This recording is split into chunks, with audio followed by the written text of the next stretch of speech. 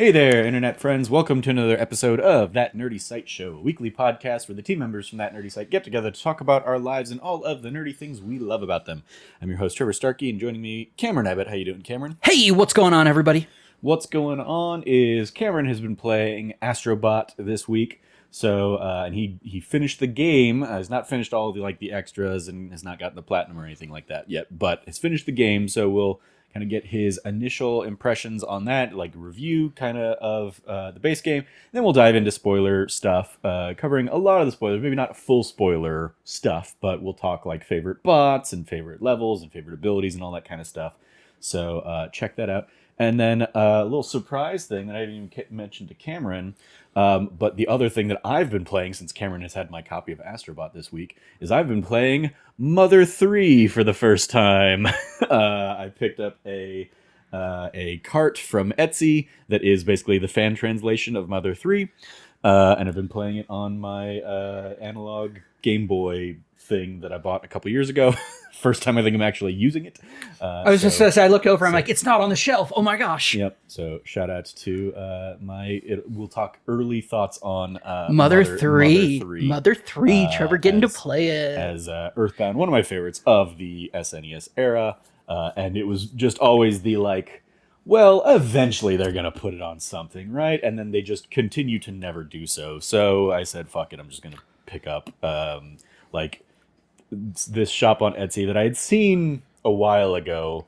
Has you can buy the cartridge from them. They just kind of they have the ROM of the game on there and they send it to you, and you can basically play the fan translation. So I was like, I'm just gonna do that. There you go. While I'm waiting for other things to play this year. So yeah, well, I'll give some early thoughts on that. I'm not too far into the game. Yeah, I mean maybe 3 or 4 hours or something like that. But Reggie came out and said after he left Nintendo, and somebody asked him, and he goes, "Listen, I can tell you from working inside Nintendo, the likelihood of Mother 3 coming to the US is very, very small. Likely it's not going to happen. I'm not saying it will never happen, but the likelihood of it happening is very, very low. Yeah. And that is all but basically squished rumors of it ever coming out here. Yeah. But some diehards won't ever give up. Trevor bought the fan translation and is now playing the game itself. So. Yep.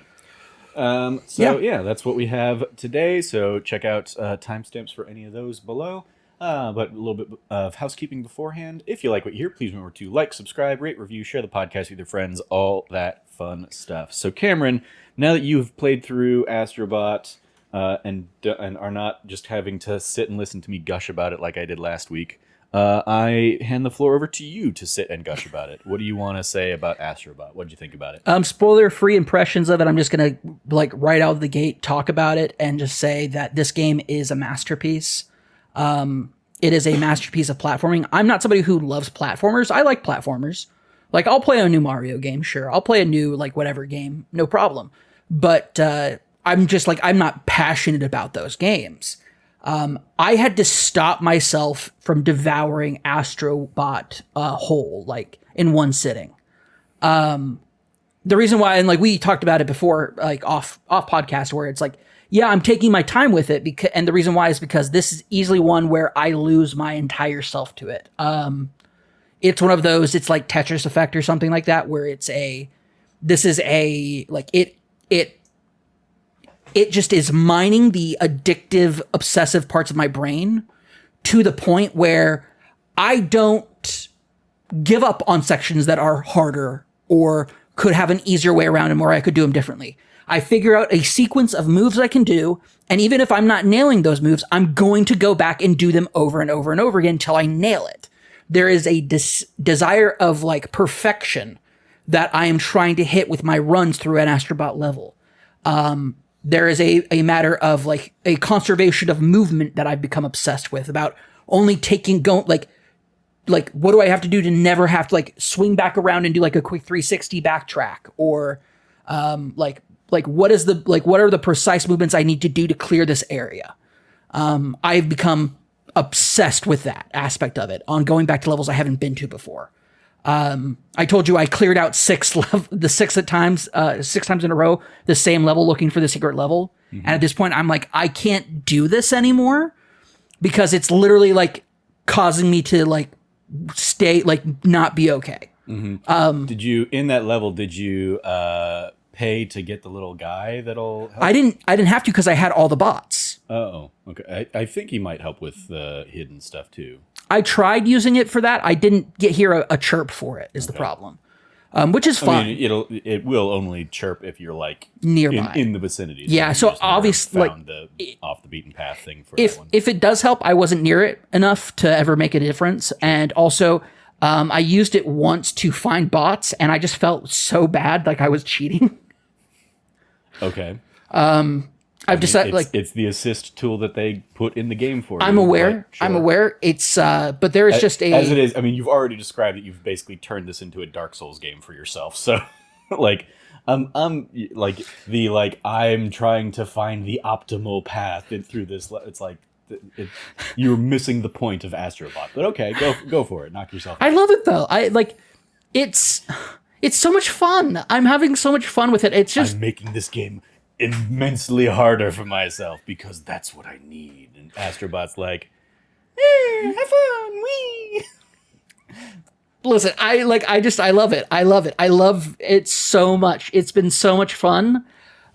This is just it took everything I heard people talk about Astrobot Rescue to everything I enjoyed but felt was a little like underserved as far as Astrobot's Playroom. Like Astrobot's Playroom is for all intents and purposes a demo of the experiences that you can have with a PlayStation 5.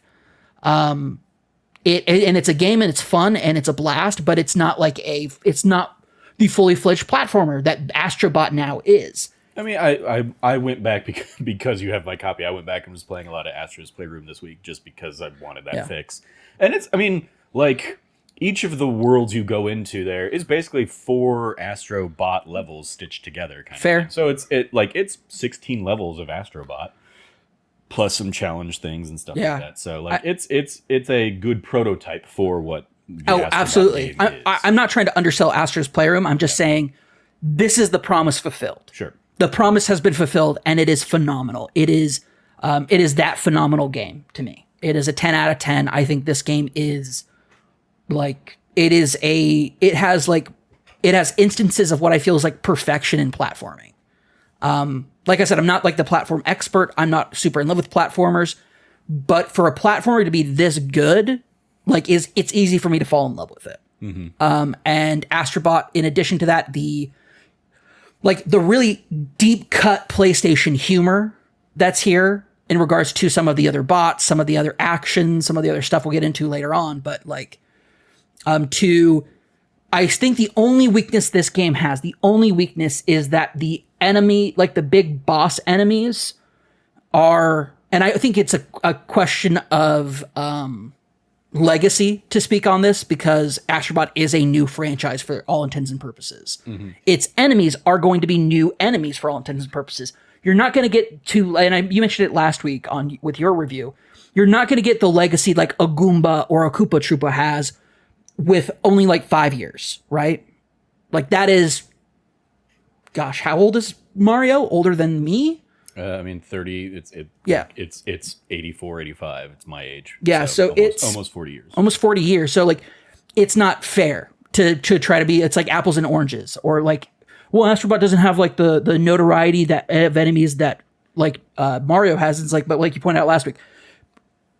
It's also like, the other thing that I think is very easily overlooked for a lot of people is, because like some of the bosses are callbacks to Astro's rescue mission bosses. And the problem is the first game that like really was full Astro before they delved into like all the PlayStation fanfare and stuff with Astro's Playroom is like locked behind PSVR 1, which not a ton of people had. I had it, loved the game, absolutely one of my games of the year that year. But it's like, so people are really, the majority of people coming into Astrobot only have Astro's Playroom as a real touchstone for it. For me, that's absolutely it. And so one thing I will say is I love seeing reoccurring enemies that came back from Playroom. Mm-hmm. I will give a massive shout out to the way that you can either punch a bot to destroy it or jump over it and hover over it with your feet lasers to kill it. I love when they give you that option, especially with the spike heads. Mm-hmm. Because depending on what phase the spike heads are in, or if they're a berserker spike head, like that could be an issue. And so I love the ability of like just hopping over and lasering them. But then I also enjoyed the electrified ones that you can't just punch Yep. because you'll die. Yep. But also, like, I really enjoyed the lighter nut bolts or lighter nut bots rather. Yep. Brilliant design. There's so many great like little designs here for all the little bots, whether it's the kind of like chomper evil bots that are like the basic Goomba enemies that you get for this one, where they have like kind of like floppy ears, big buck teeth and everything, and it's very like, I want to say it's like proto iconic. Like, I believe this will one day be a very iconic looking enemy as like PlayStation continues to grow and we get more and more Astro Bots coming out over the years. I hope that is the case, that we get more Astro Bots over the years and these enemies do become sort of iconic in that way. Yeah. Like I mentioned last week, I think you're kind of touching on this, is like, even if they're not iconic now, like, you know exactly what you need to do with these bots. Because there is a very limited moveset. So it is like, okay, with the nut and bolt thing, it makes sense that if I use the nut, or if I use the like spin attack thing, that'll knock the nut off of the bolt guys and kill them. Well, it's also like you get a hint if you try just punching them, because it'll only go so far. Yeah. And as you keep hitting it, because I forgot how to do them. And in my first one that I encountered, I was punching it over and over again, and I was seeing the nut move, but then it would reset itself. And I was like, what am I? Oh, I have to charge up and do a spin attack, and like immediately, boom, done. I'm like, such good, like just little environmental, like, of like strategy telling, like telling you, hey, you are on the right track. You just need to do it faster, and you know how to do it faster. So do it faster. And it's just brilliant. The also, I want to give a massive shout out to the goop enemies. I love that the goop enemies have an invulnerability if they are prepped to shoot you and you go above them. Their faces track with you, and you can't laser them to death. They have to be looking forward for you to laser their heads. You can laser them, but you run a severe risk of getting shot. Yeah. while you're trying to laser them doing that. Yeah, it's so well. They have like a one. I know those enemies very well because of some of the challenge runs. Sure. The like first hit invulnerability, or maybe it just takes 2 hits to kill them with the laser feet if they're looking up at you. I encountered it. It might be that they've shot the pellet, and so you're lasering the pellet and then hitting them. Yeah. That makes sense. That actually makes a whole lot of sense. I dig that a lot. That is cool game design. Then now that I think about that. Yeah. Thinking about it from that aspect of it, it's like cool. Also, I love that, projectiles all have their own physics to them. They're not tied to the enemy physics. Once they're projectile and launched, all of a sudden they are completely independent. So massive shout out to like the chameleon rockets, or the chameleon fireballs, the like rocket toads or whatever they are. Just fun, really intuitive and really cool design aspects of enemy and combat. It just absolutely nails it. The special backpack abilities that you get, incredible. Some of the level design is just absolutely top tier. I love, even though I went back to did the same level 6 times in a row, had like, I'm not gonna lie, I had fun doing that level every single time. It's just a matter of like time consumption of like doing that level 6 times and being like, okay, I have to look it up now to figure out what the secret levels are, but or to figure out where the secret levels are. But it is just a massive, massive fun time. I cannot, like, if we're talking about PlayStation 5 era essentials, Astro Bot is like on top of that list, if only because it's going to be like, you should make it alphabetical, but it's arguably up there regardless if it's alphabetical or not. Like, this is a need to play PlayStation 5 game. I'll make the argument that it's a reason enough to pick up a PlayStation 5 like itself. I couldn't say that about the PlayStation 5 Pro, but the PlayStation 5 itself, I think this is like between Playroom and this, Playroom being built in, and then this, you have like the Astro Bot bundle, so to speak, is well worth it to get that purchase, to buy the system. This is to me like a system seller. It may not do as well as a system seller might do, but if you are a PlayStation fan and you've just been saving your pennies for the PlayStation 5, and you're like, is this the time to pull the trigger? This is the time to pull the trigger. Astro Bot is the time to do it. Like, we are at the midpoint of this console's lifespan, and it is peak. We are at peak points with this PlayStation 5 right now, especially, and Astro Bot is, in my opinion, the proof of the pudding on that. So, in that vein, I'll say, like, I think it's a tough ask to make any one game the system seller. True. But I will say this is kind of the like, yeah, this can be the straw that breaks the camel's back in that front of like, there's already such a great other like library of games, and you know, all your PS4 games will play on the PS5 too, so like you're not losing any of that as well. But there are enough PS5 exclusive like bangers out there, and this one kind of added to that list of greatness. That makes it absolutely a worthwhile investment if you are one that hasn't kind of pulled the trigger on that yet. If you've been waiting for like 4K TVs to get cheaper, if you've been waiting for like whatever reason you have for why you haven't pulled the trigger, Astro Bot is the reason for you to pull the trigger at this point, in my opinion. So yeah, absolutely 10 out of 10. I cannot recommend this game enough. It is, I on purpose didn't show my nieces and nephews when they were over on Thursday at my parents' house. I didn't show them because I knew they would take the controller away from me. They like my nephew Robbie, who was playing like his first Mario game he was like he wasn't even 2 years old yet, and he was like learning Mario. He's my gamer nephew. If I've mentioned him a ton on the show before, I know for a fact he would eat this game up, and unfortunately would like be begging his parents to buy a PS5. Yeah, and I don't want to. Since we're going to be playing D&D with John in a couple hours, we don't need to submit him to that. I don't need to put him through that. Yeah.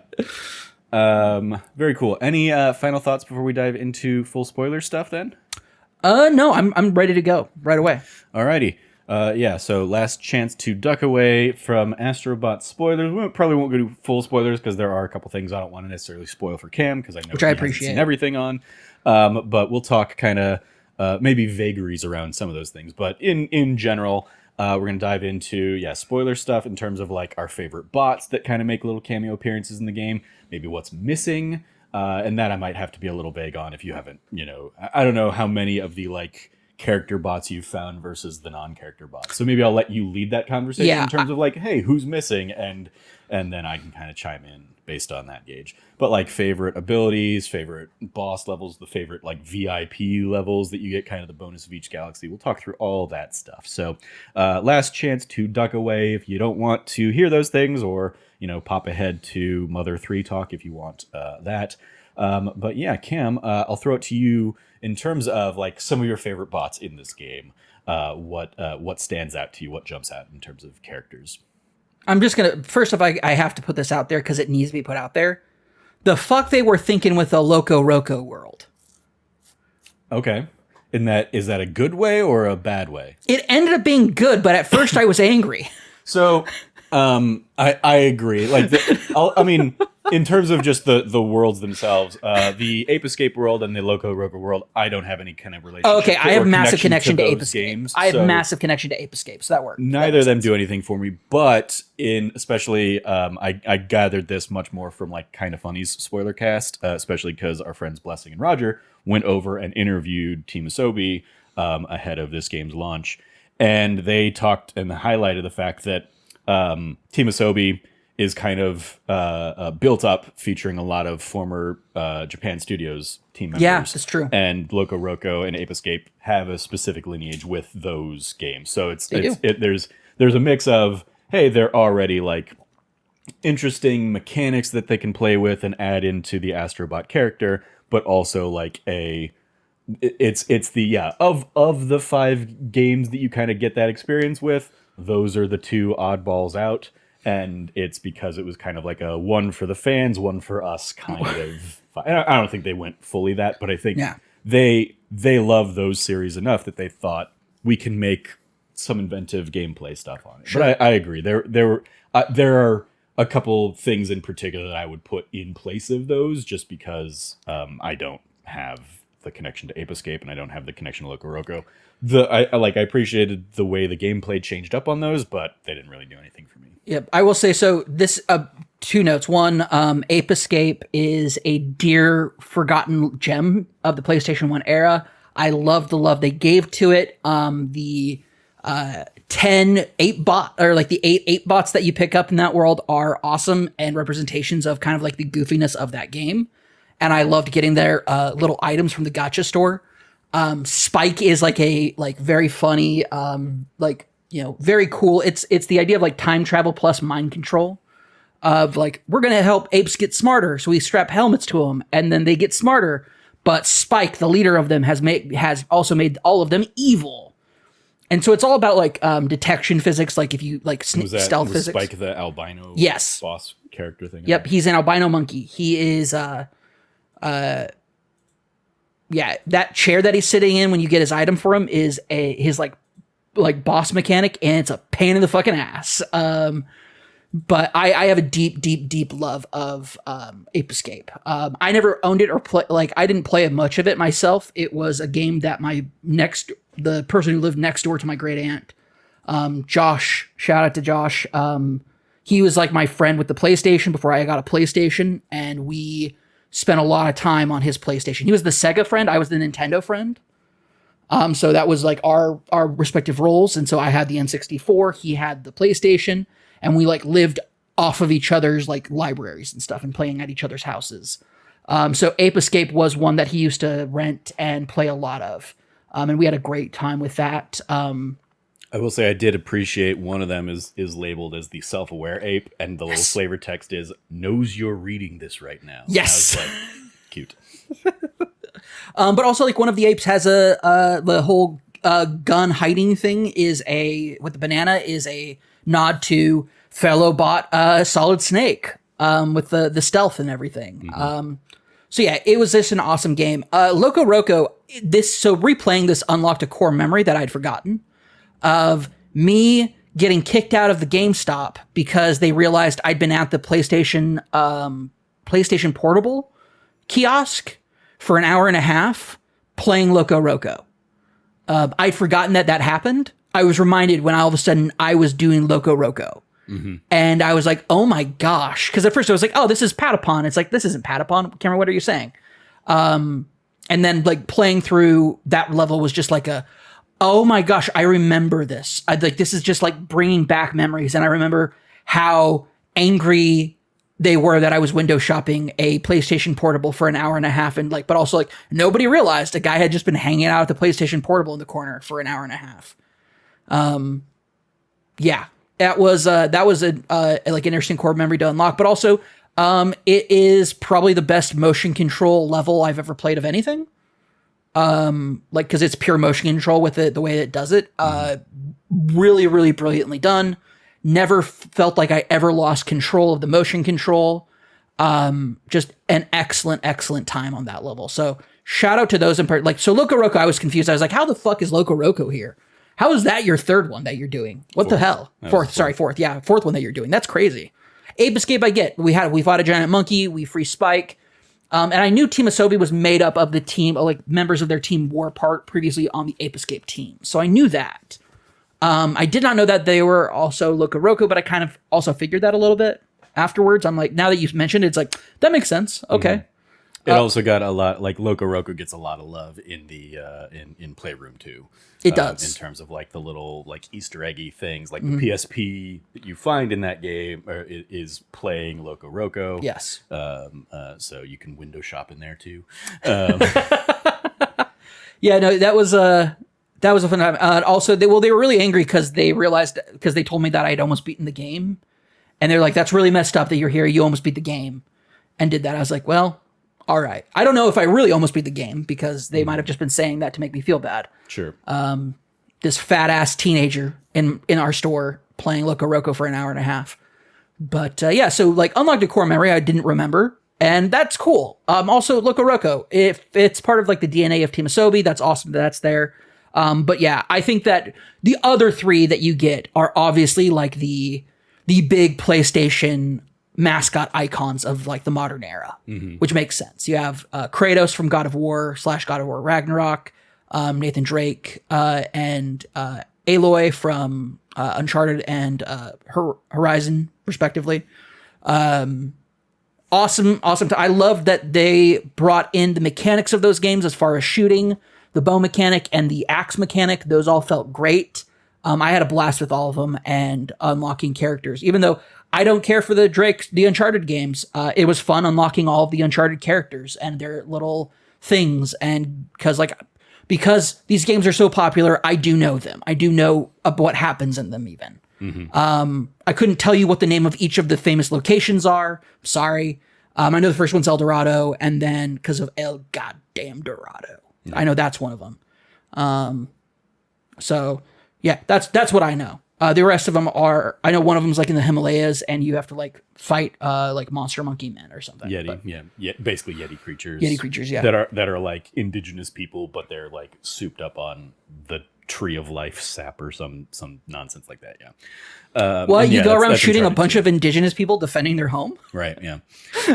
Yep. I mean, you're only shooting them because they're attacking you. Your main targets are the mercenaries that are also invading their home. So yeah. That's fair. Okay. Yeah. So those are my favorite kind of like surprises that I got out of the game. I didn't know that we were going to have like cool, fun cosplay with Astro Bot. Yeah. That was super fun. Astro Bot always getting like kind of like a variation of the outfit is great. The overall for me, the funnest things though were getting kind of like OG classic PlayStation ones. My favorite bot in the kind of hangout area, my favorite bots are Solid Snake, because when you hit his box, if he doesn't do the like whip out his pistol, like I'm in danger thing, it like falls onto, he like scoots back behind it, but then you find out that he was like looking at like a nudie mag, and he like lifts up the box and like reaches around for it and then grabs it and pulls it in too. Just touching on both like the mechanics, but also the weirdness of Kojima with like doing that of that sort of thing. Joker from Persona 5, I got. I love that he like tries to grab the card, and then like jumps up into the air. The one from Suikoden, which is like cool because he'll like hit you with his staff or like he'll hit you with the shockwave. Katamari Damacy with the ball because I unlocked an achievement because I accidentally got rolled up into his ball after I hit him. Yep. They're called trophies. What did I say? Achievement. Oh, sorry about that. Trophies. So, yeah. I popped the trophy for that one. And then, and massive shout out to the surprise inclusion of Demon Souls in a level I wasn't expecting. And I expected if Dark Souls or Demon Souls or Bloodborne was going to show up, it'd show up in the spooky level, not the volcano level. And overall, had so much fun with those two. The Lightkeeper and the Demon Soul like protagonist, the Knight. Massive shout out to those that from Software Love for that one, but also to the like. Demon Souls is a PlayStation. Yep, exclusive, it's a PlayStation exclusive, and it's that's awesome. why you get the Demon Souls and you get the Bloodborne characters in there. I love. Especially because I did finally play the Demon Souls when they remade it for PS5. Yeah. I played a chunk of it before I finally said fuck this game, as I do with all FromSoft games. But I love that if you whack him, he does like the full death animation and then like leaves a soul behind. Yep. It's so good. It's so good. Also shout out to all of like the Team Ico ones, especially Wanderer and the Sleeping Princess after they get their items. Because the Wanderer will drop the lizards that give you extra life and he panics and picks them back up. Awesome stuff. Like so cool. Just so much PlayStation love that I love from these. The ape, and like I also appreciated that each of the kind of secret planets each had their own their own like spot on the hub world map. Yep. And I loved the God of War one because you can put the turtle, Freya's house turtle down, and it just sets the perfect set piece. Same thing with Aloy with the walker, like perfect set pieces for all of this. It just was so much fun to like. I was like, I'm just gonna get coins and save them up and use them to drop them on and get more items. Downside, I didn't unlock the Bloodborne outfit until I just finished the game. I unlock it. I was like, the one outfit I was like thinking like I'm definitely gonna wear this outfit when I unlock it. Because the other ones I'm like, this is nice, but I already I got those guys. I freed them. Like it's cool. Like I have the outfit, but like that doesn't feel like Astro Bot doing this anymore. The Bloodborne one, because it's just a cloak and a hat and a face protector, still feels very Astro Bot. Yeah. And so I like that one just fine. The ones where it's like you're going to dress up like the other character, you're going to dress up like an animal, I didn't care for as much because I love Astro Bot's design. I love him. He's great. Yeah. I didn't play around with the costume changes that much myself. Yeah. Same with I didn't really do a ton with the controller color scheme, because I pre-ordered the game. I had I think you probably just get it later in the game, or you get it through the gacha machine or something like that. But it's basically instead of just a color palette, it's a wrap that is the mural from the Playroom, where it's just lots of love and lots of characters on there and stuff. I was running around with that one a lot. But even that, I'm not I'm not ever really looking and paying too much attention to the controller unless I'm just going up to it and want to specifically look at that. I'm not otherwise it's just kind of that's a neat thing that's in the game kind of thing. You do unlock it through the gacha machine. Yeah. It Bloodborne, the Bloodborne outfit are unlockable through the gacha machine, not automatically unlocked. Yep. So yeah, and that's when I ended up equipping when I unlocked it. I unlocked the black paint first, so I had a black controller, my actual controller. And then I got this the cool mural one, and I was like, I'm using this, obviously. And then I have the Bloodborne outfit. So I've been running around the worlds doing cleanup with the Bloodborne outfit. I'm hunting it down just like the old hunters of yore. It's cool. It's the coolest fucking game, man. It's so cool with if you love PlayStation even a little bit, this game is just so fucking cool. Also, shout out to all the ones from Japanese exclusive games that are in there. The only reason I know one of them, and I had to pull it up because I did know of it, and it's a game I only know because of Tim Robbins, Action Button. He did a 2.5 hour video essay about it. Let's see here. It is Boku from Boku something. Yeah, Boku from the one that looks like an Animal Crossing kid with the he's holding the bugs. I was like, was Animal Crossing ever on PlayStation? No. Nope. But I saw that too. The Boku no whatever. So. That is an OG. If you want to know where the a very old school life sim game. It's not a dating sim and it's not really a full life sim, but it is a visual novel. And it's done through the the lens of a 9-year-old boy's summer of impacted and changed his life. And so it's narrated by his 25-year-old self or something like that. And it has a very strong, the narration has very strong, what is the song and movie? Stand By Me. It has very strong, Stand By Me, nostalgia, attitudes towards it, towards a childhood in a certain time period in the countryside of Japan. It feels very from people who reviewed it, they it's very authentic to that kind of feeling of it, catching bugs during the summer. That sort of a thing is a very strong prevalent thing there, but it's also about your relationship with your cousins and your extended family. It's a very cool idea and concept and game, and I love that it has that love from PlayStation, Team Japan, PlayStation, Team Asobi. Team Asobi. Sorry. I'm searching for the word. I was what's the word I'm looking for? Asobi. Yeah. Team Asobi giving that game some love. Also, I had to look up some games that from the PS3 era because I didn't know what the hell they were from. The puppet head one where you're Puppeteer. Puppeteer. Yeah. I never played Puppeteer. That's so yeah. I remember I took a lot of little shout out to these things, and Puppeteer was one that was I believe an early PlayStation Plus game. So I basically lumped that into shout out to the love they gave to so many of the big PlayStation Plus games Fall Guys, Stray, Humanity from last year, Resogun, Kena, Bridge of Spirits.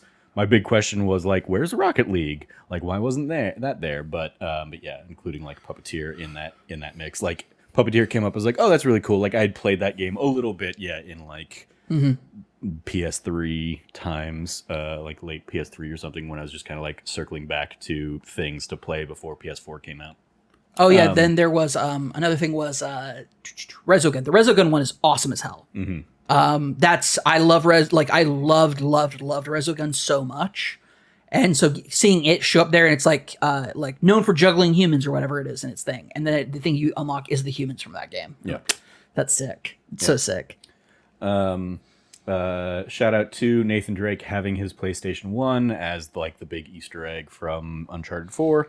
Also shout out to them being like, well, we need like one more bot we're going to throw in here. So let's go ahead and just make it the skeleton of Francis Drake. Like such a central piece. You never really see him in the games or anything like that, but here's another character to throw into the mix. Shout out to the Psycho Mantis bot. Yes. That's another favorite of mine. With his little like additional item you get from the gacha machine of like just the PlayStation 1 like that controller just shake, I think is the flavor text you get with that. I love the Joel from The Last of Us being listed as dependable smuggler, tells the occasional white lie. Just like nice, perfect. That's the kind of humor I was talking about earlier. Like that PlayStation humor, like deep cut humor is so good in this. Joel, like going back to like the worlds and stuff with Ape Escape and Loco Roco, like I was surprised that they didn't have a Last of Us world, just because of like they I guess they don't really need to, since Uncharted is basically going to be the same kind of gunplay vibes or whatever. But it was still like interesting that like that one didn't get the full treatment, and maybe that'll be like in an Astro Bot 2 there'll be a Last of Us that does Last of Us Part 1 and 2 or something like that. I don't know. Shout out to Jin Sakai, just being full little naked bot in his sauna. Cool. And then when you hit him, he like immediately panics and puts on his armor and stuff. Yeah, so good. Shout out also to like Neo and Onimusha getting love too. Like great, so good. Yep. Crash Bandicoot being listed as spinning marsupial, not to be confused with a naughty dog. Appreciated that. Yep. Shout out to Spyro also being in there, which is like, so it's interesting being like, oh, these are now Xbox like franchises technically. So, but of course they have such innate lineage there to PlayStation. We already talked about the Demon Souls animation. That's a lot of fun. This was one that I just chuckled because I was like, I don't associate it with PlayStation, but maybe like the remaster when they like did the new versions of it. But shout out to the Ghosts and Goblins guy and his flavor text being relieved that they remembered to put on underwear, because he infamously, a very hard game, and he takes one hit and then you just have him in his like heart-shaped boxers kind of thing. So I love the like implication there of like, oh, if he hadn't, that would have made a very early rated M for mature game. Yep. Have you uncovered Kiryu in the game? No, so that's one of the ones I know is in there, but I haven't unlocked him yet. Okay. So yeah, he has a trophy associated with him. Where if you like beat him up a lot in the overworld, you'll get a lot of different like little animations popping out from him. That's so cool. That's a fun one to do. Shame there's no Majima, given that they're just like such a twofer. But you mentioned Joker, but shout out to Aegis and Teddy also being in there. Oh, I didn't know they're in there. I have still have to find them. So they're probably in. I'm pretty sure. Are they all in the casino level? Yeah, they're gonna be in that same. Yeah. That's one of those things. Like they really tied all those ones together. And Teddy in particular is fun because his animation is his like special extra object that you get from the gacha machine is a TV. It's not like showing the Midnight Channel, but obviously that's the implication. And when you whack Teddy, he kind of like falls into the TV and is like sticking out of the TV. And Aegis goes into like basically Iron Giant Berserker mode kind of thing. Nice. Okay, cool.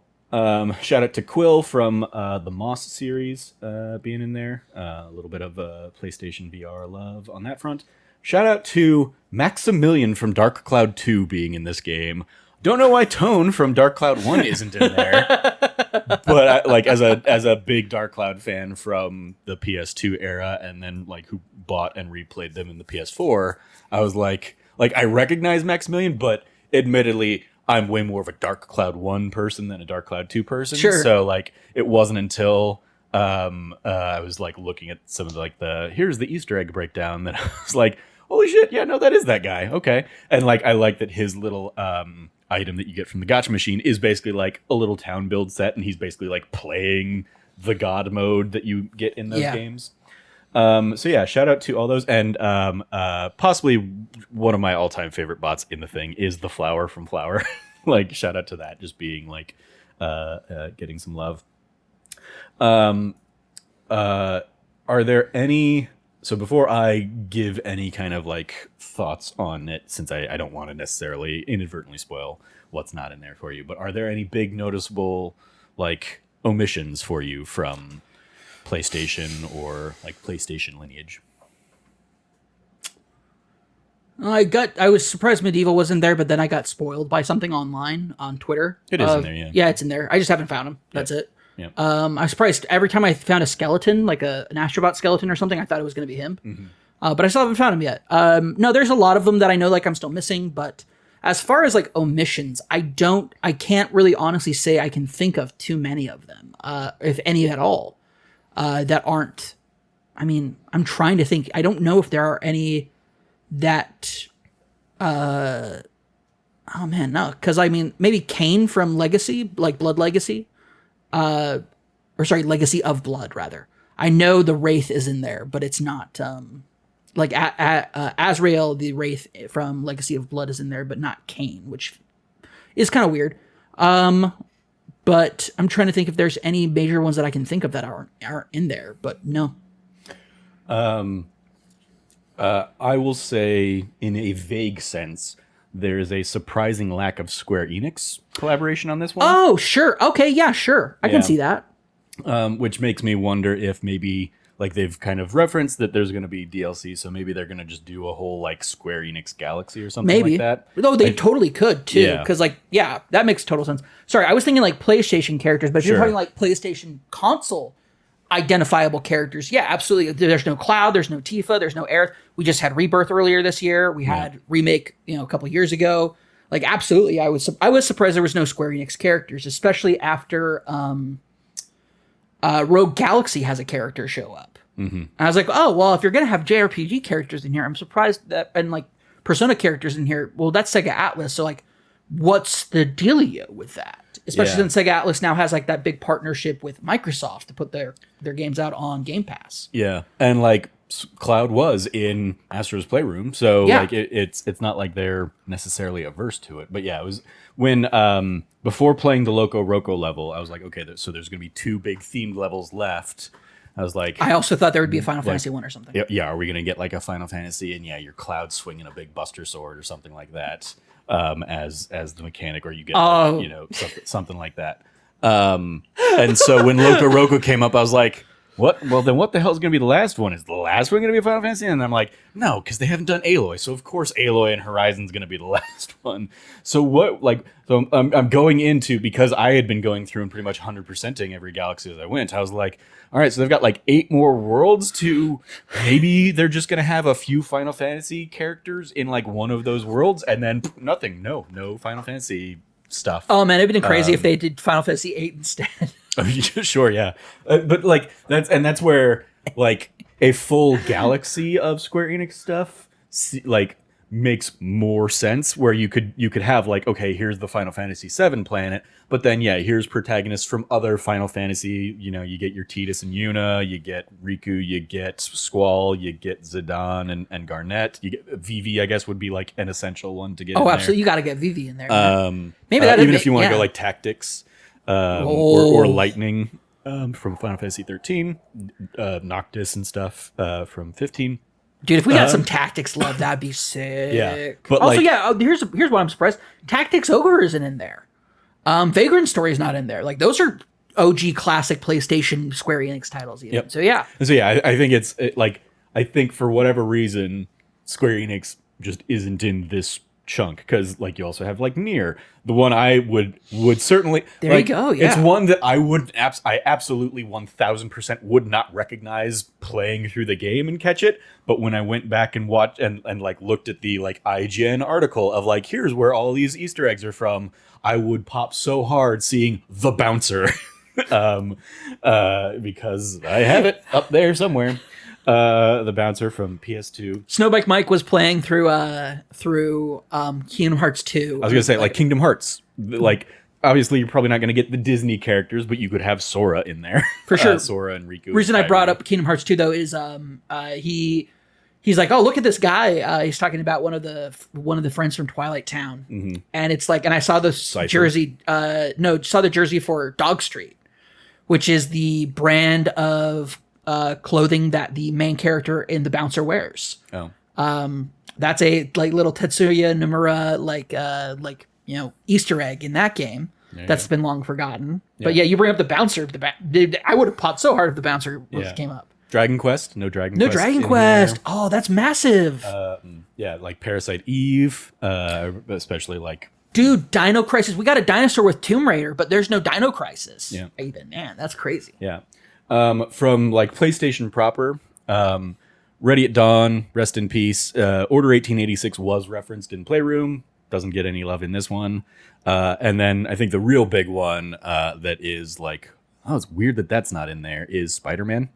I imagine that's much more of like a Marvel licensing kind of thing. I think that's the bigger issue of it. Like, it is still like, it's such a quintessential current, PlayStation series. And we know that we got Insomniac characters because Ratchet and Clank and what's her name, the girl from the new one, Rivet is in there too. So like they do the swinging wrench at the same time in sync with each other. Yep. So cool. Yep. But yeah, so those are the big ones where I was like, oh, it's weird that like really the Square Enix omission is the big one. There were a couple others where I was like, when I found Ken and Ryu, I was like expecting like the third world of those things, because those are like in like little one-off like, oh, you do the challenge and that's who you get on it. I was expecting a Chun-Li. So it's weird that like they stopped at Ken and Ryu, but I get that they're the the faces of the series, but the extra love for Chun-Li would not have gone amiss, I don't think. But yeah. So shout out to all them bots. Favorite abilities from the levels. What stands out to you? What really like was, oh, this was a lot of fun to play? Or funnest one, Frog Arms. For me, the funnest one. Most creative and interesting one, the cannonball suit. The metal ball suit. Like, using a little bit of motion control, using kind of like turning yourself into the ammo. The level design in those levels were really interesting. The enemy type, the volcano enemy type, that you could only do by like basically like dunking on them and like getting in them and blowing them up internally. Especially challenging in the pirate robot fight. I found that especially challenging with those, and I had a really good time doing them. I thought they were fantastic. The punching frogs one, I had the most fun because enemies that like the kind of like Russian doll enemies were really cool. And beating them off layer by layer was really, really cool. But also the platforming with those, with the kind of, fruit by the foot rolls that would pop out. Yeah. And they have like very Spider-Man web slinging kind of vibes to them. Yeah, so. There's that, but then there's also like all of a sudden you see, oh, hey, is that a red block in the monkey mouth, the monkey mural, and you punch it and like you pull it out, or you do something with it. It does something really cool to really overall change the entire level scheme that you're looking at. And I'm like, there's a lot going on here that is regards to like the level physics and everything that is just really, really fun. They're not overly complicated. It's not super complicated, but the fun factor of Frog Arms is top tier for me. And then the idea of the challenge behind knowing how to use the cannonball form, whether it's the boss fight, you get the big bird boss fight, or it's the kind of like Sphinx Egyptian level where you have to maneuver through things like, oh, I can't run through this area, it's going to crush me. But if I turn them into a little ball, is that going to help me survive? And it's like, yeah, that helps you survive. Yeah. I'm like, that's so cool. In that same level, I liked, it's the one like, oh, I remember finding that particular bot moment, because that's the level you find the Lara Croft bot in. And like, you go down and you see her slowly tiptoeing through an area as the visual clue that you can slowly tiptoe through this area and you're going to be okay. I did not get that lesson the first time around. So like I ran through and squash. So yeah, when I was like, oh, if I slow down, I'll be okay. And like, because like there's even a sign there that's like no running kind of or whatever. But then also like the realization that if I had come back to that area later after getting the cannonball thing, I would have been okay and could have done that. But also like you could You could also just risk killing Laura by accident, or killing the Laura bot by accident, if you run through there. But like I really enjoyed that as well. A couple that stood out for me, the mouse shrinking level was a lot of fun. Yeah. And very much like a throwback to like Little Big World and stuff like that in early like Mario games and stuff like that, or the tiny big island or whatever. Those places, loved those vibes. I found 2 bots in that level my first time through. I haven't gone back through a second time yet.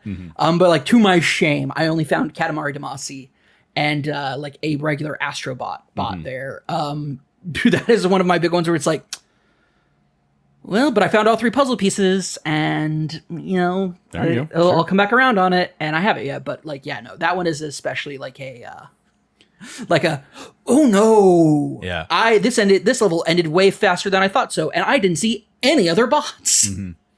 And I think there's a lot of fun to be had because it's like, oh yeah, I'm only going to find this little like nook and cranny, or I'm only going to be able to go through this little nook and cranny if I'm mouse sized versus if I'm, big sized. Or busting open something because I went in mouse size and now I'm big. And then you turn big. Yep. Also cool. Yep. Also cool. Also a fan of the like time slowing down bit from like the casino level and a couple others. That was Casino, a lot of the fun. spooky level. I love spooky level being a good fun evolution of that. Spooky level having the torch showing, or like the light bulb showing invisible. That is platform. one I've got too. Yep. Sorry. Nope. You're good. It's so good. It's such a good idea. Also love that it's also a projectile that you can throw at enemies. Yep. So great. I totally expected, especially with like secret, like invisible, like floor stuff. I was like, well, there's going to be a Soulsborne character around here somewhere. And I was really surprised that there wasn't. I was like, I guess the Bloodborne Hunter outfit is the only thing that's in here. And then that added to my pleasure when I got to Volcano level and unlocked them. I was like, cool. Spongy Astrobot. Really enjoyed that level where you sop up all the water and use it to either put out fires or you just smash through things because you're a giant Astrobot now. So good. You don't get it a ton, but I like it because it's especially a callback to Rescue Mission. But there's like there's at least one spot that I can think of where like you jump into a thing and it becomes like a ninja star shooter. Yes. That is a very specific mechanic from Astro Rescue Mission that like was fun, and I was like, I wish there had been more of it in this one, but still fun, like using it to cut the bamboo and stuff like that. Yes. So shout out to that. I think that's one of the ones that like leads to a hidden world. It does. I went to the hidden world. That's one of the ones you found. Yep. Yeah. So yeah, those are some standouts. But I like also like I like the way they use the, I guess like maybe less exciting, but like oh, here's the one that lets you rocket forward, or here's the one that here's the chicken one that lets you just shoot up. Like those are like, they do a fun job of making those entertaining and like creative, especially on I think it's one of the first Bulldog ones where you can just kind of shoot forward. Yeah. I was having so much fun just like going on the top of every crane just for some extra coins. Yeah, those are it's so much fun doing little rewards. Or like early on, there were a couple places where I was like, I think I can jump up to the top of that tree, and I liked always being rewarded with like, here's a set of like coins that appear when you get up there because you found a it's not like a full blown secret area, and we didn't. This was a little bit too off the beaten path that we didn't want to put a puzzle piece up here that people were going to have to find. But like, here's the reward for coming up here and finding this thing. A bunch of small coins and then one really big fat coin. On top of the crane, I loved finding the big coins up there. Just so much fun. Like always rewarding exploration and also never really penalizing failing at that exploration. Mm-hmm. In terms of like the little one-off like extra levels that you find around the galaxies, I really ended up enjoying the there's like 2 that kind of have like a series where it's like, it's this 1, this 2, this 3, this 4. One of them is like we're gonna really push the graphics and the pixels of this, and like everything's gonna be retro 3D dot hero style stuff, voxel, we're gonna go nuts with the voxels and you can destroy everything. Enjoyed those. And then also the ones where it was like, okay, you can't take these enemies out through normal means, so you have to very specifically like use your laser feet to like carve out a path so that the place that they're sitting on falls to the ground to like take them out. Those are always fun like challenges of like, okay, got to do that without getting hit from whatever they're shooting at me. So yeah, those were I prefer those challenge levels compared to the like, all right, here's the straight line path that you got to go through, and it's a whole bunch of platforming stuff that we're gonna just throw a whole bunch of shit at you.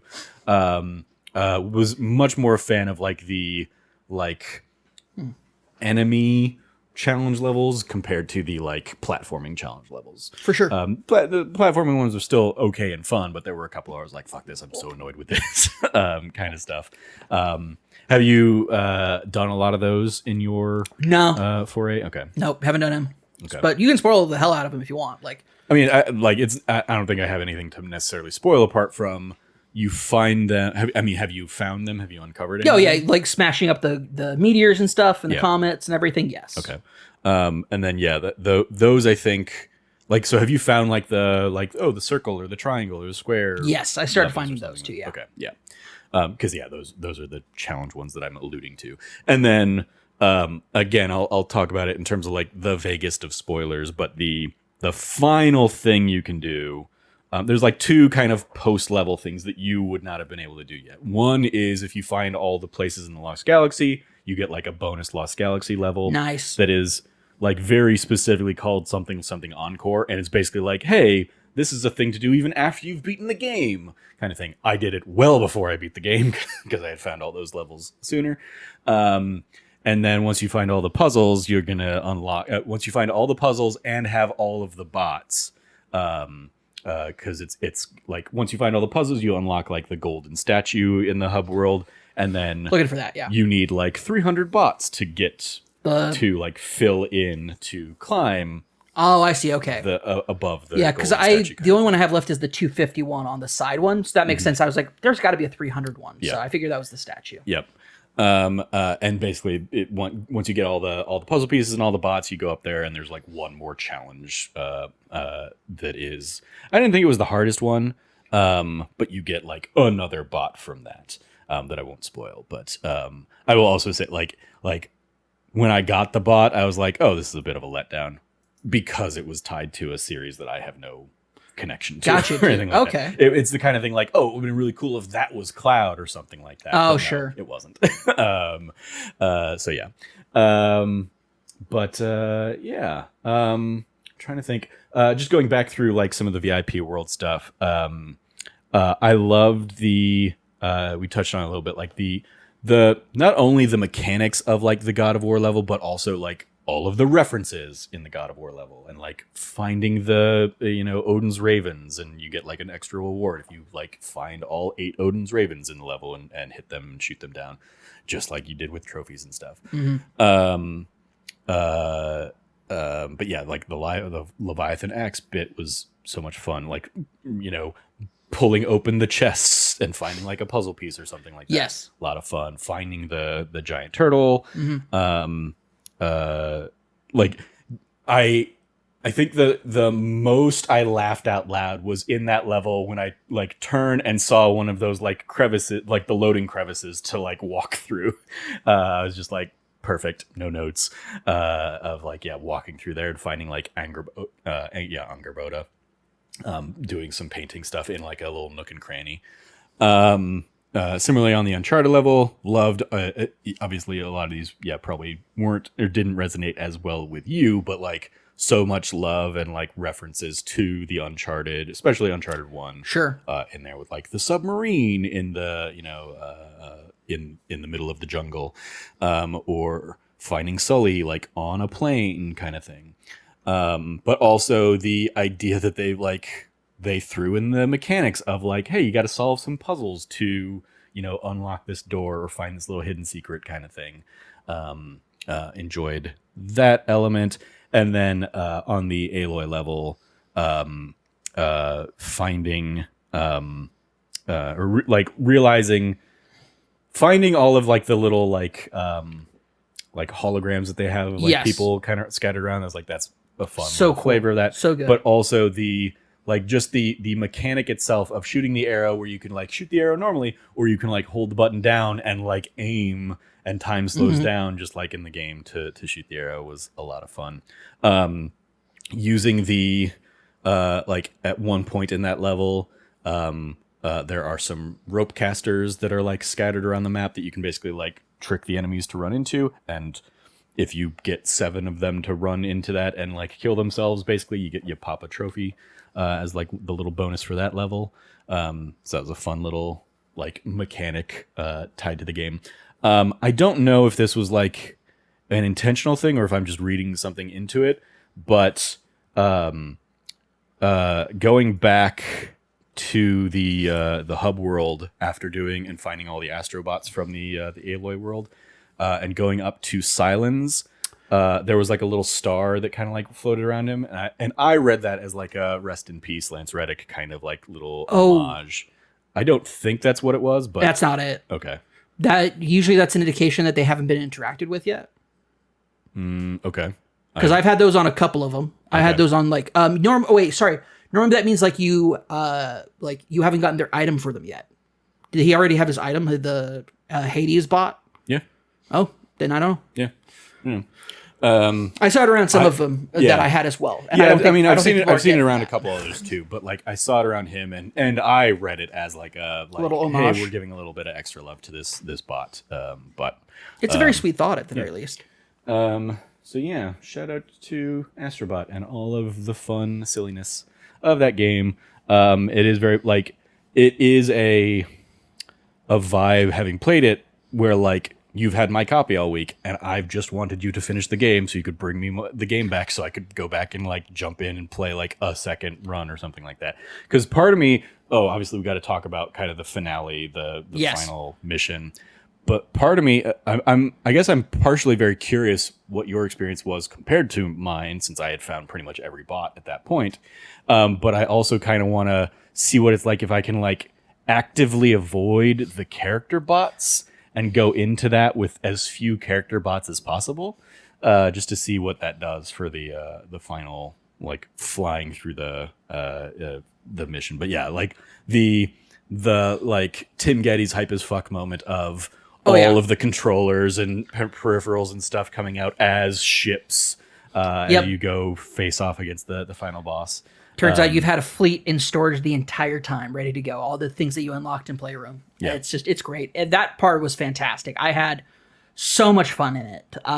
Whether it was just being on my Astrobotted out controller, with all these little Astrobots flying around, the like rail shooter aspect of that level, leading up to a really cool and fun boss fight where it has like the roulette wheel of the spinning wheel of the abilities.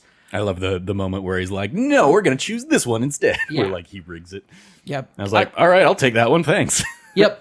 That was for me. That was I'm trying to remember what it was. I think it was the Rocket Dog. And then he switched over to, what did he switch it over to? I think he switched over to the frog gloves. And I was like, you're funeral pal. Yeah. Loved it. Loved it. Oh no, I think I did unlock the dog one because it was the one where you slam into stuff, and I was slamming into his sword that he was impaling on the ground. Cool stuff. Cool stuff.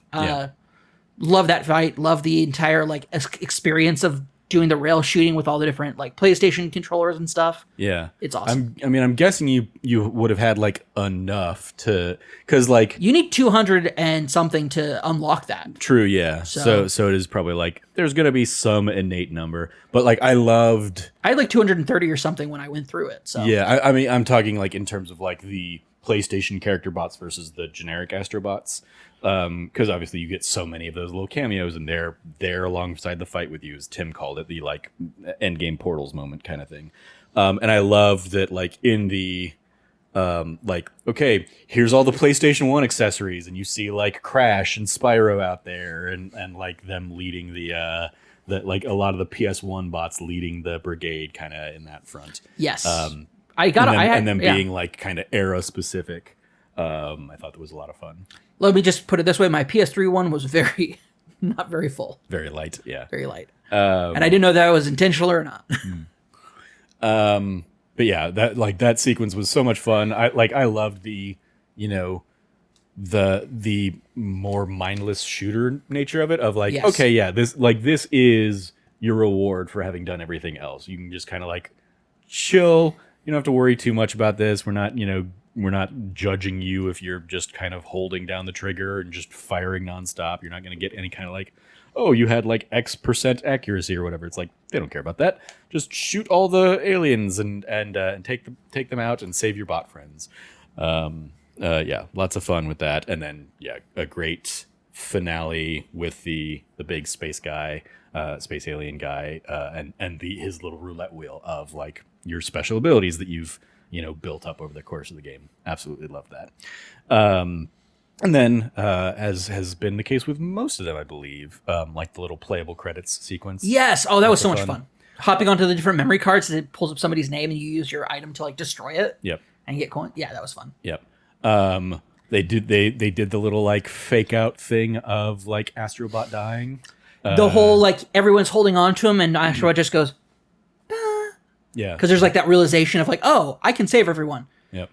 I'm not gonna let everybody rescue me. I'll rescue everyone else and just let's go. And then does the blow up, and then you get his decrepit, like broken body, and then you replace it with parts. But you do that thing that you've done with all of the big component pieces, where it's like, okay, suddenly this is like I'm controlling the two hands of this omnipotent creature that pops up every now and then, I guess. So yeah, shout outs to all that. That was always fun. Especially going back to the VIP worlds. Shout out to the music remixes of all those worlds. They were those sick. are always so fun. Like the God of War theme mixed up, the Uncharted especially, and then like Horizon stuff. I didn't have again a connection to Ape Escape or Loco Roku, but still so much like just love and attention going into the vibes of those levels that I was like, okay, yeah, I absolutely want like a Final Fantasy VII going through, Midgar sequence or something like that. Yep. So, fingers crossed we get something like that down the line. Oh, shout out to, I forgot, Ash from Wild Arms 1. Yep. That's a massive one for me. Because that was like one of my first like big JRPGs on the PlayStation era. There you go. So I have a massive love for the Wild Arms series. 1 through 3 were, 3 was on PlayStation 2, but 1 and 2 were on PlayStation 1. Super important games to like me falling in love with storytelling and like those games were awesome. Loved them. Mm-hmm. So in terms of like if there's an Astro Bot 2, what kind of VIP characters / world would you want to see in that? Man. I think for me, I mean, obviously I think there has to be a Last of Us 1 at this point. Like we had the Uncharted, now we'll have a Last of Us. I would love to see a like just From Software one, like FromSoft, like whether it's Bloodborne, Dark Souls or Demon Souls rather, or a conjoined of the two. That would be cool. Like playing through like the streets of Yharnam or something would be a super fun world. Like, what does that look like to you in Astro Bot flavor? Because I think the difficulty of FromSoft goes wildly against Astro Bot's accessibility. Oh well, for me it would be like just like this like. Imagine kind of like the spooky level, but instead of it just being generic spookiness, it's more of like the, maybe Bloodborne wouldn't be good for that because of how much like blood and stuff are in that. But like something that is maybe a bit more like a castle or something that is a little bit but still on the spooky side of things, like you got from that spooky level. Something like that, maybe, in regards to like the level design for that world. I don't think it would be too wild of a change for that. I think just like as far as like the aesthetics and environment. I think that an element to factor in those, like what is the gameplay ability that is coming into the mix there? Oh, I think for that one, it might be some aesthetic stuff would be like instead of the checkpoints being the little blue square, it'd be like the little bonfire maybe. And then, but the actual gameplay for it would probably have to be something like Sword and Shield or something like that. Like, yeah, I mean, that's what I'm saying is like, just like all the other things, your ability is still just like one button. So it's or the L2 or R2 kind of thing. So it's like, what is the like Leviathan axe? What is the Leviathan axe element of? Oh, you throw it and then return it with the R2. So I guess in this case, the R2 focus would be No, if you did Bloodborne, you have to parry some. Like, you could parry it. Yeah, you could do parrying. And here's another option too: is if you do Bloodborne, the classic Bloodborne weapon is the like trick saw blade. So if the R2, R2 L2. No, because it's accessibility. They're supposed to both work for whatever that item is. That makes sense. Yeah, I think the one thing where it swaps it up is like the frog arms, where it's like, oh, one frog arm is your left hand, one frog arm is your right hand. If you follow that like option, then the gun in the left hand, saw blade in the right hand, and so doing that, so things you have to like cut or shoot. So you have like a little bit of like a mix of. I admire your desire for this. I don't see it ever happening. I don't either. You just asked me what I would like to see. Gotcha. And that's what I want to see. Doesn't mean I'm going to get it. Okay. You know? I don't know. Other than that, it like obviously a Square Enix world or something like that. Yeah. Whether it's Dragon Quest or like if it's all Square Enix properties slammed into a world, cool. But yeah, obviously Cloud with a Buster Sword swinging around destroying things would be the premiere. Yeah. If they chose Squall, that would be such a trollish action, and I would love it. Hey, here's your gunblade. Enjoy. I think Spider-Man would be another like a must-have if they can do it. And again, they kind of like have already prototyped a little bit of like the swinging bit of it with the frog arm. So it's just a matter of like using the web ability to swing around an Astro Bot New York. Yeah, I'm trying to think what else.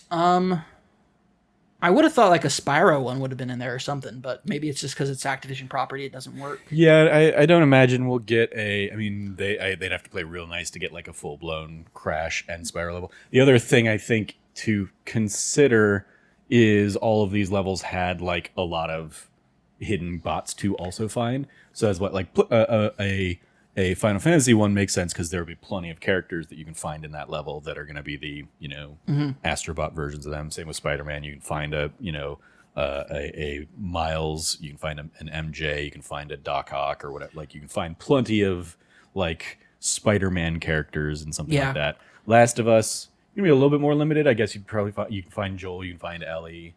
You can find Abby. Clicker, maybe like different forms of clickers like they did for sure with the Horizon level has like a couple of the bots in particular, and then like then it does come into like okay, well they've established that they're gonna also they're not going to shy away from the weird things with like Loco Roco or Ape Escape. So it's like what are the like obscure things that you wouldn't expect to find in there. And what do those look like? I imagine like, a Patapon kind of thing in the Loco Roco vein seems to make sense for a potential option. But then maybe there's like a Resogun level or something like that. Resogun, something from that team. Maybe Nex Machina level inspired. Granted, the Nex Machina levels already look like an Astro Bot level with their designs. So maybe not that one. Like a Little Big Planet. Little Big Planet. I mean, I was surprised there wasn't a Little Big Planet in this one. Yeah. Maybe you just didn't find him. There is a Sackboy in there. Oh, I found Sackboy. Okay. Yeah, I found Sackboy. Yeah. Along with the Envelope Man. Yeah, Sackboy, Iota, the Envelope Man. Yep. As well as the Imp from Dreams, Media Molecule, getting a lot of love. Yep. I mean, I'm just trying to think about like what obscure stuff for a PlayStation would work for this. I would have said like Ridge Racer, but there's an entire Ridge Racer level. There's a level where you find a lot of Ridge Racer bots. There you go. It's not a Ridge Racer level. It is you find all the pilots. Twisted Metal is another big. Oh, there you go. Twisted Metal. That's a great one. And it's also one that's weirdly left out of the game.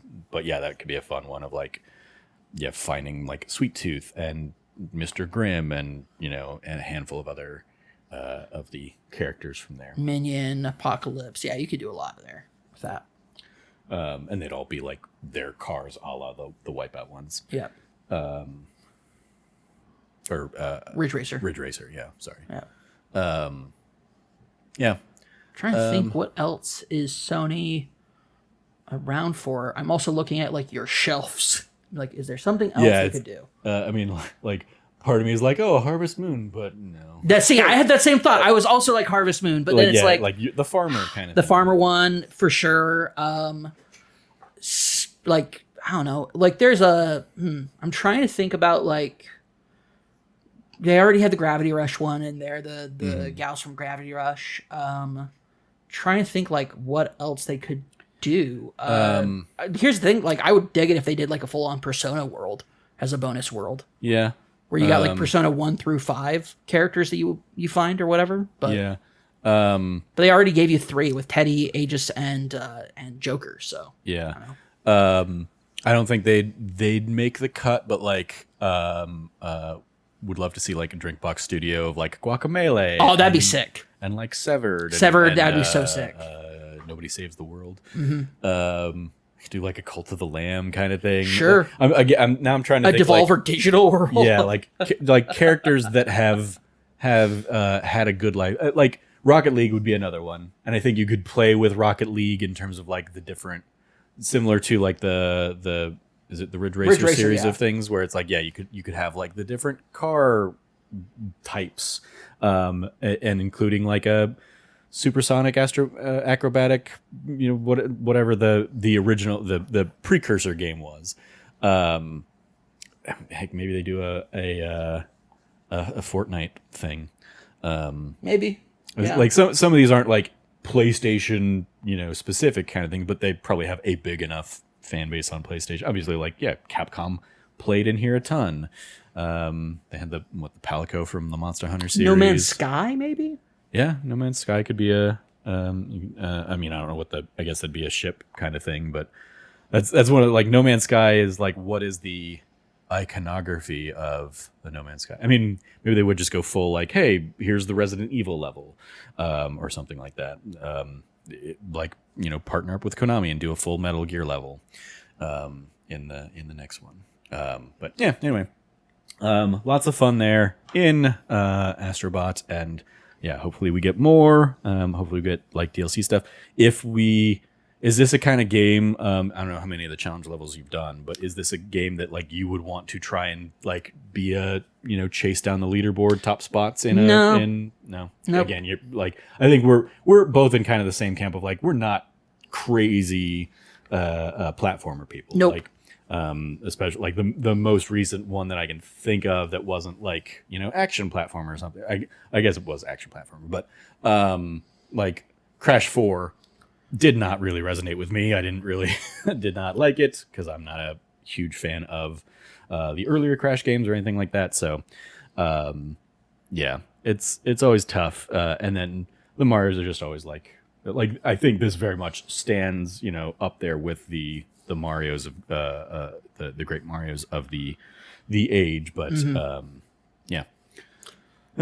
Sorry, I'm just looking at your shelves thinking, like, what else could we pull from it? But I think, like, they had so much in this game. I don't know if there is anything else. True. Yeah. Life is Strange would be another Square Enix thing that you could, factor in there somehow, maybe. And, like, Just Cause was another one. I don't think you'll see anything on that front. Yeah.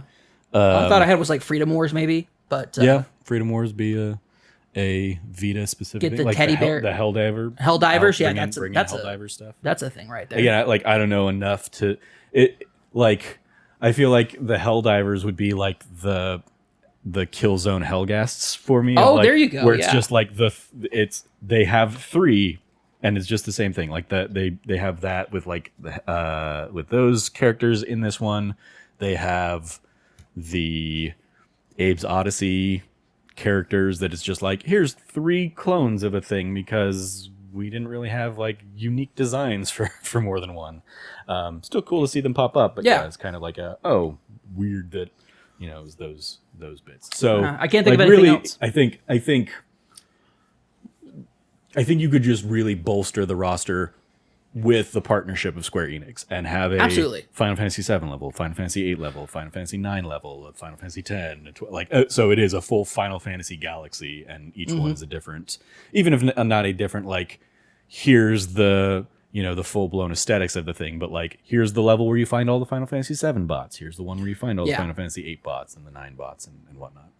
And then, yeah, maybe just here's all the other miscellaneous Final Fantasy characters we're throwing into A level for the Bouncer and your Sora and your hero from Dragon Quest kind of stuff. But yeah, anyway, Oh, I've got like the girl from Transistor right over there.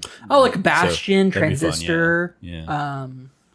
Potential offerings there. Yeah, Hades. There you go. Yeah. Put in Zagreus from Hades. That'd be great. Yeah. All right. Well, Yeah. so those are our thoughts on Astro Bot. Both of us in full agreement that this is a masterpiece. 10 out of 10. That phenomenal game. So wrapping things up. Oh yeah, we still have something else to talk about. Let's chat. I mean, again, I don't have like full thoughts on Mother 3 just yet, but diving into Mother 3, which I've been playing because again, like bought a full-blown cartridge that has the ROM and is like full-blown Game Boy Advanced cartridge styling thing. I'm like 4 hours ish in. I'm like midway through chapter 2 of the game maybe, and I don't know how many chapters there are, but I will say like somebody who like loves the original, or not the original, I love Earthbound aka Mother 2 very much.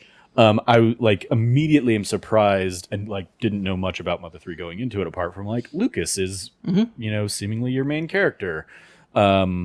The amount, and so like Lucas is the only character I renamed in the like intro bit of like, I'll go ahead and make him Trevor, and then it's like, and here are all the other characters to name. I'm like, I don't know any of you guys, so I'm just gonna like don't care, and it just kind of puts in their default names, and then like I don't think I've really played as Lucas apart from like a little brief tutorial thing to learn how to like dash in the game.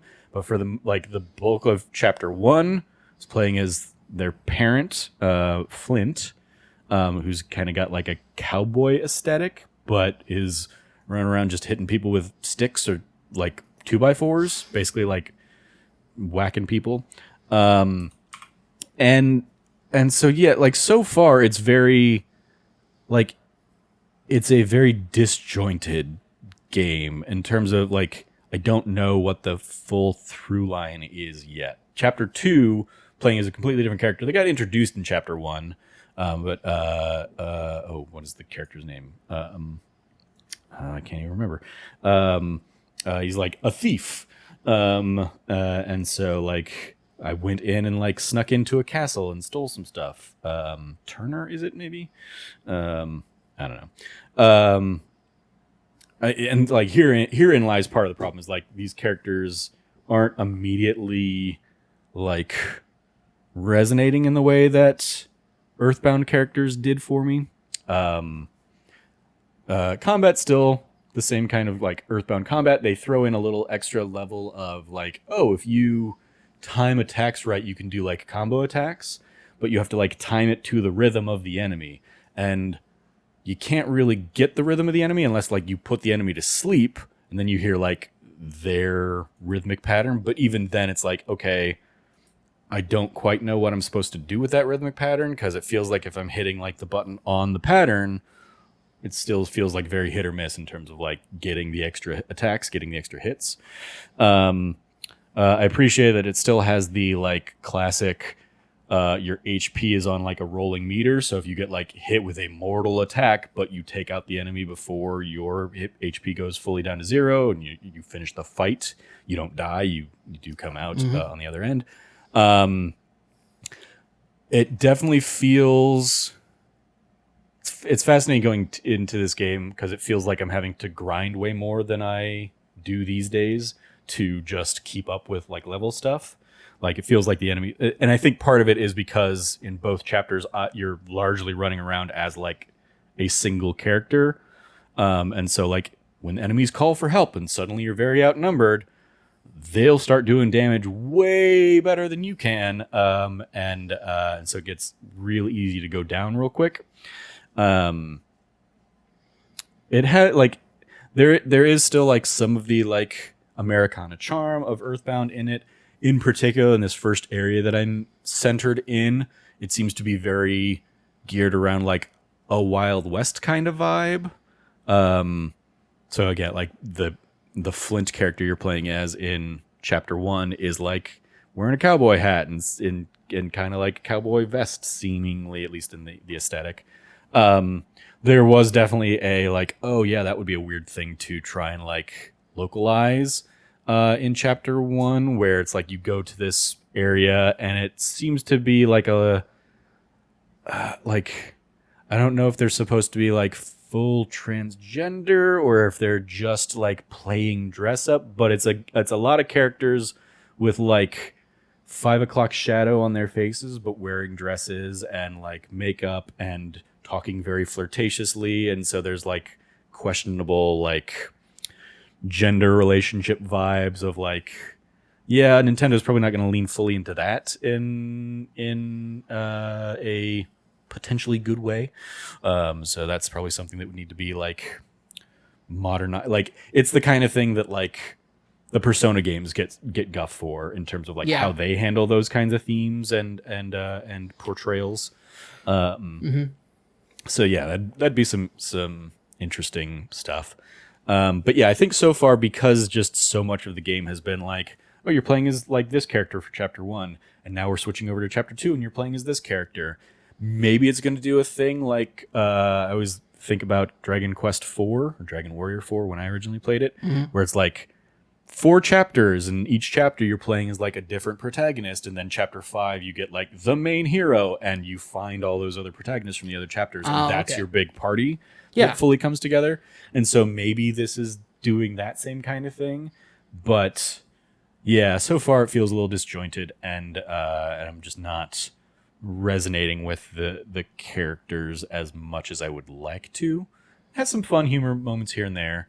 Like there was in chapter 1, like you save a kid from like a burning forest, and like his house is on fire, and when you like get out of the house, like both of your character models are covered in soot, and all the characters talk about how you're covered in soot.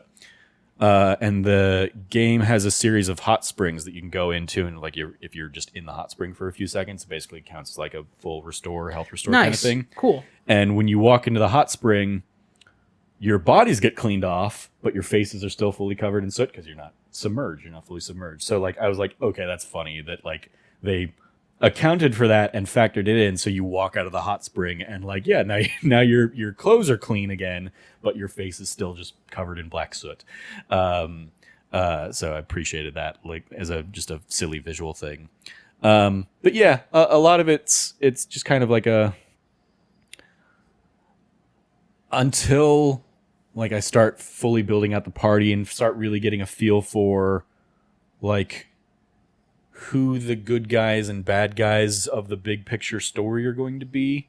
Like there doesn't feel like how familiar are you with Earthbound?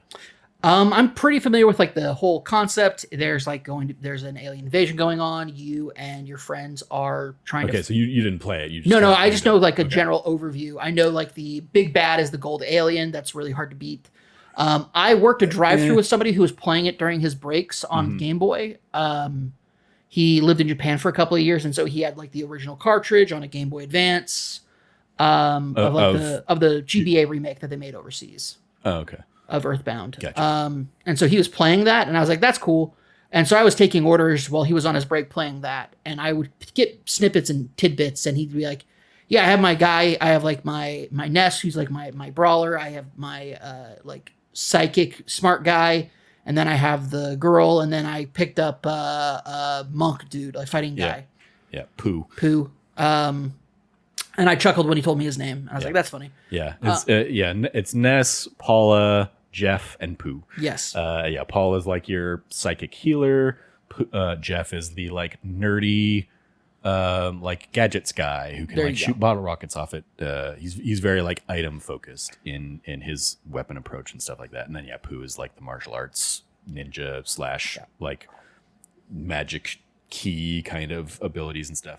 But yeah, this I don't know what the ultimate party is going to look like, so I don't know, because it's very much like, okay, you start the game as somebody's dad. Given that Lucas is the character from Smash, that's who I've expected I would have been playing way more as Lucas by now, and have not. And it's very much like Lucas is kind of the scaredy cat alongside his twin brother Klaus, and I'm like, okay, maybe Klaus is going to end up being like the big bad kind of thing or something like that, because in Earthbound you're playing as Ness, and there's an alien invasion kind of thing, but to like personalize it, your next door neighbor, Porky, is really much more your antagonist throughout the game. Like, he's constantly kind of like aligning himself with the aliens and being like the big bad, and you're facing off against him, and he's kind of just constantly like shitting on you throughout, as like that like personal connection to Ness's life and Ness's world and stuff like that. And so I'm like trying to find where that kind of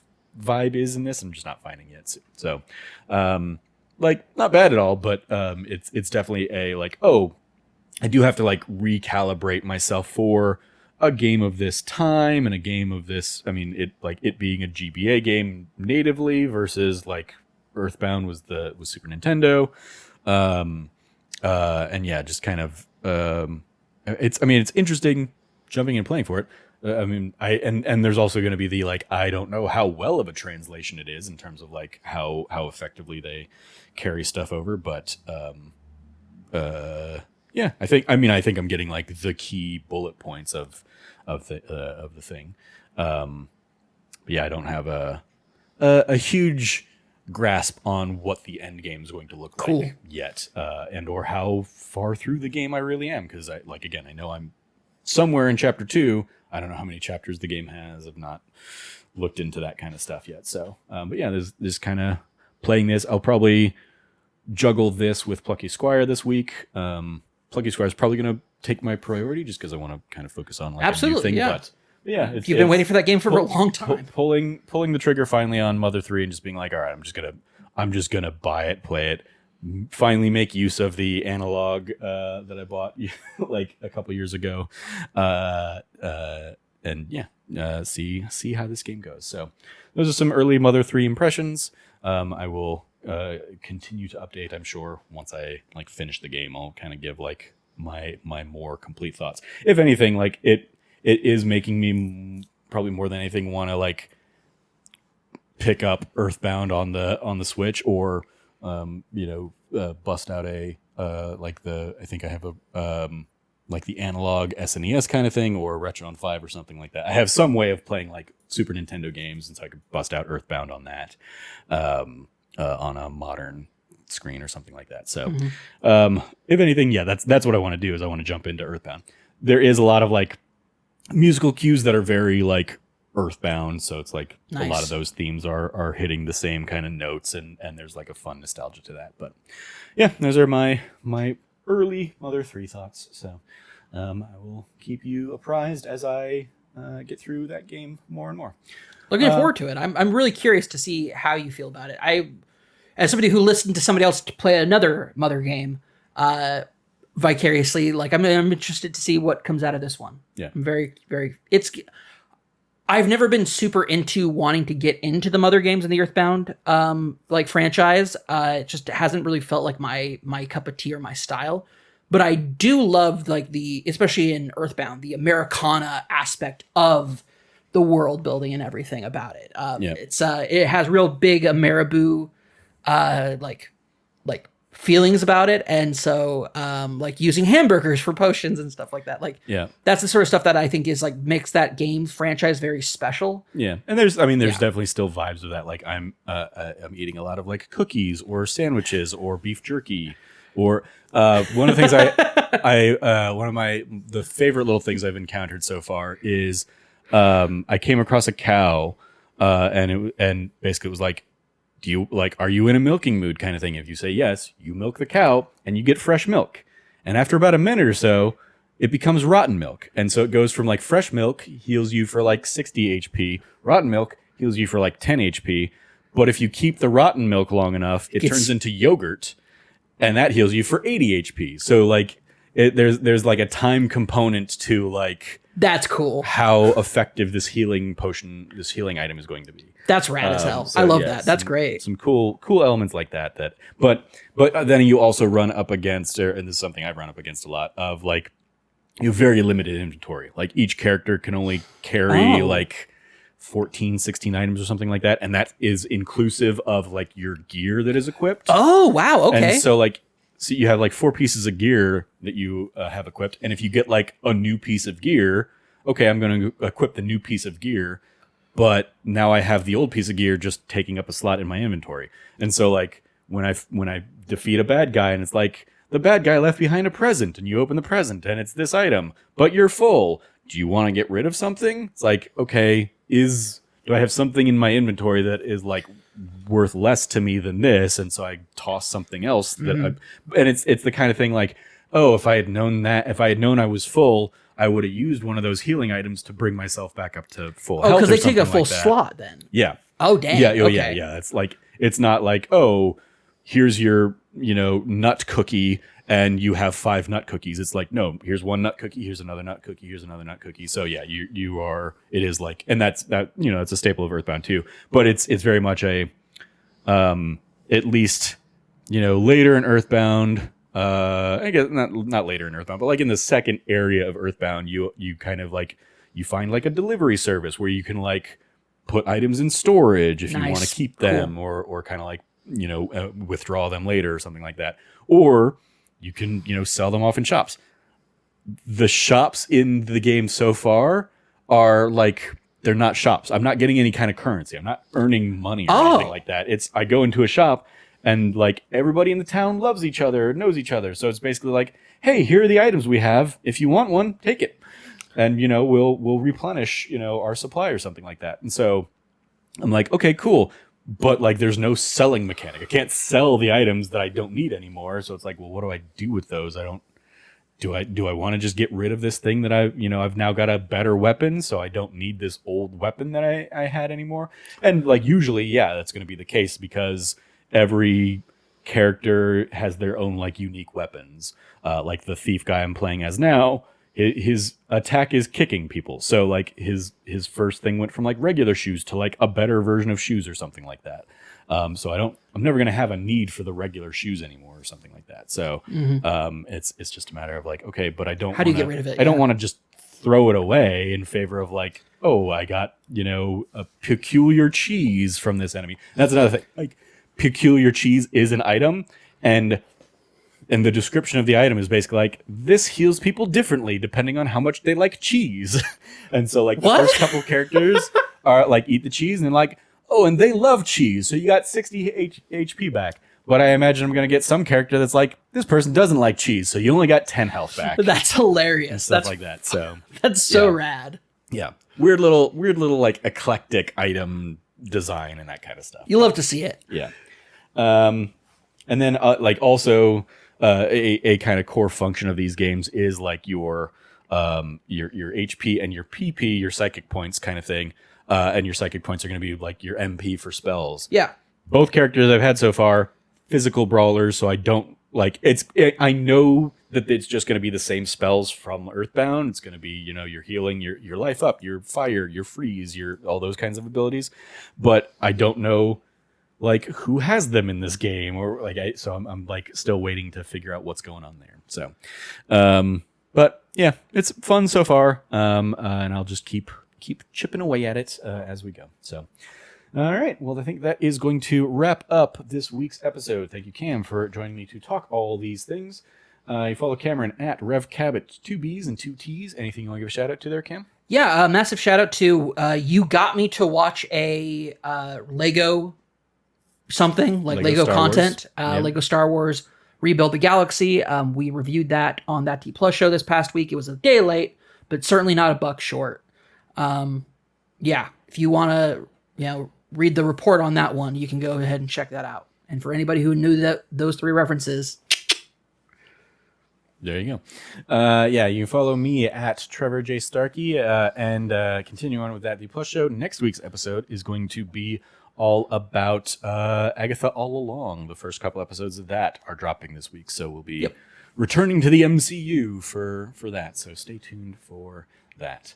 You follow all of us over at That Nerdy Site, or go to thatnerdysite.com for all the latest from us. Once again, if you liked what you heard, please remember to rate, review, like, subscribe, share the podcast with your friends, all that fun stuff. Thank you for joining us. As always, stay nerdy and be good to each other.